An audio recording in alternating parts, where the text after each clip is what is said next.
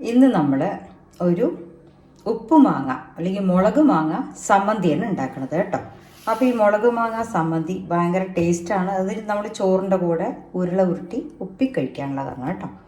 അപ്പോൾ ആ മുളക് മാങ്ങ സമ്മന്തിക്ക് ഞാൻ ഇത്തിരി നമ്മളൊക്കെ വീട്ടിൽ എപ്പോഴും മുളക് മാങ്ങ വാങ്ങും, അതിൻ്റെ ബാക്കി ഇങ്ങനെ മാങ്ങ വെള്ളമൊക്കെ കഴിയും മാങ്ങ കുറച്ച് ബാക്കി ഉണ്ടാവും.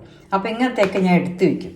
അപ്പോൾ ഈ എടുത്തു വെച്ച മുളക് മാങ്ങ ഇപ്പം 4 എടുത്തിട്ടുണ്ട്. ഇത്ര എടുക്കേണ്ടി വരില്ല കേട്ടോ, 2 ഞാൻ എടുക്കുള്ളൂ, കാണിച്ചു എന്ന് മാത്രം. 1 കപ്പ് നാളികേരം ചെറിയത്, മുളക് ഇനി ഇത് ചുട്ടെടുക്കാം, 4 മുളക്, പിന്നെ 2 സ്പൂൺ തൈര്, കട്ടത്തൈര്, കറിവേപ്പിൻ്റെ ഇല, ഇതാണ് എടുക്കണം. അപ്പോൾ ഇത് കൊണ്ട് നമ്മൾ എങ്ങനെയാണ് മുളക് മാങ്ങ സമ്മന്തി ഉണ്ടാക്കണമെന്ന് കാണിച്ചു തരാം കേട്ടോ.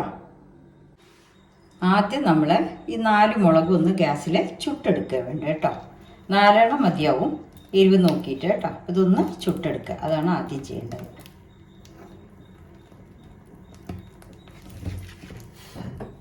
ഓക്കെ, ചുട്ടെടുത്തു. മുളക് മാങ്ങ അതുമാതിരി ഞാൻ ഒരു 3 എടുത്തിട്ടുണ്ട് കേട്ടോ. 3 ചെറുതായിട്ട് മുറിച്ച് വയ്ക്കുക, അതാണ് രണ്ടാമത്തെ സ്റ്റെപ്പ്. ഇനി നമ്മൾ ഈ ഒരു മിക്സിയുടെ ജാറിൽ ആ 1 കപ്പ് നാളികേരം,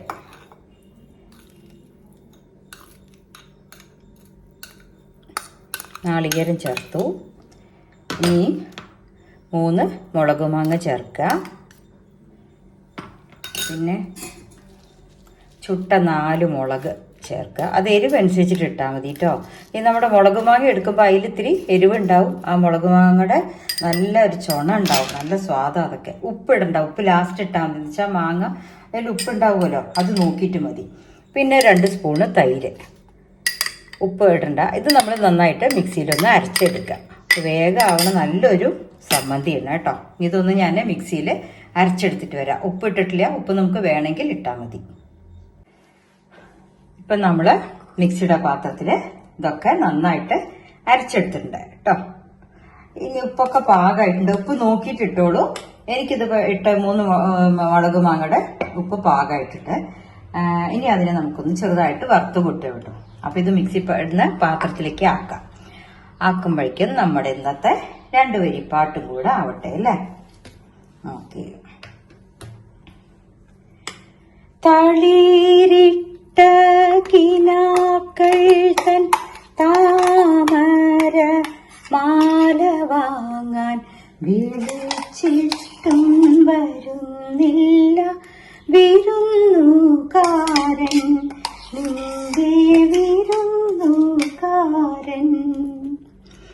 പോന്നുള്ളി പോന്നുള്ളി കൈവിരൽ കുഴഞ്ഞല്ലോ പൂക്കാരി മലരേ ആർക്കു വേണ്ടി. അങ്ങനെ പാട്ട് കഴിഞ്ഞു. ഇനി വറുത്ത് പൊട്ടട്ടെ കേട്ടോ. അതിന് കുറച്ച് പാനിൽ കടുകിട്ടുണ്ട്, വെളിച്ചെണ്ണ ഒഴിച്ചു, കടുകിട്ടു, കരിവേപ്പിൻ്റെ ഇല ഇടുക. ഇനി എരിവ് പോരാ തോന്നണവർ മുളക് 2 പൊട്ടിച്ചിട്ട് അതും കൂടെ വറുത്തിട്ടോളൂ കേട്ടോ. ഇതെന്താ വെച്ചാൽ മുളക് മാങ്ങ ആയത് കാരണം മുളക് മാങ്ങയുടെ എരിവുണ്ട്. പിന്നെ നമ്മൾ തൈര് എടുത്തിരിക്കുന്നത് പുളിയില്ലാത്ത തൈരാണ് അധികം, അതൊന്ന് ശ്രദ്ധിക്കണം. പിന്നെ വെള്ളം ചേർത്ത് അരക്കരുത് കേട്ടോ. നമുക്കതിൽ അരയ്ക്കാൻ ഇത്തിരി വെള്ളം ആവശ്യമുണ്ടെങ്കിൽ തൈര് തന്നെ ഒഴിച്ചാൽ മതി. അത് പുളിയില്ലാത്തതാണെങ്കിൽ നന്നായിരിക്കും. ഉപ്പുമാങ്ങയിൽ ഇതേമാതിരി ഉണ്ടാക്കാം, പക്ഷേ ആ മുളക് മാങ്ങയുടെ അത്ര സ്വാദ് ഉപ്പുമാങ്ങയിൽ വരില്ല കേട്ടോ. അങ്ങനെ ആകുമ്പോൾ നമുക്ക് മുളക് കൂട്ടേണ്ടി വരും, കൂടുതലാകണം. പിന്നെ വറുത്തിടുന്നതിലും മുളക് ഇടണം. ഓക്കെ, അപ്പം അങ്ങനെ എല്ലാവരും ഈ സമ്മന്തിയൊക്കെ ഉണ്ടാക്കി നോക്കുക. കടുക് പൊട്ടിക്കഴിഞ്ഞ് കരിവേപ്പിൻ്റെ ഇലയും കൂടി ഇട്ടാൽ കഴിയുന്നു കേട്ടോ. എളുപ്പം ഉണ്ടാക്കാൻ പറ്റുന്നതാണ്, നല്ലൊരു സമ്മന്തിയാണ് കേട്ടോ. ചോറിൻ്റെ കൂടെയൊക്കെ കൂടെ പുരട്ടി കഴിക്കാനേ. കടുക് വറുത്തില്ലെങ്കിൽ സ്വാദാണ്, വറുത്താലും സ്വാദാണ് കേട്ടോ. നന്നായിട്ടില്ലേ, നല്ല ടേസ്റ്റ്. അപ്പം എല്ലാവരും ഉണ്ടാക്കി നോക്കൂ. Okay, thank you.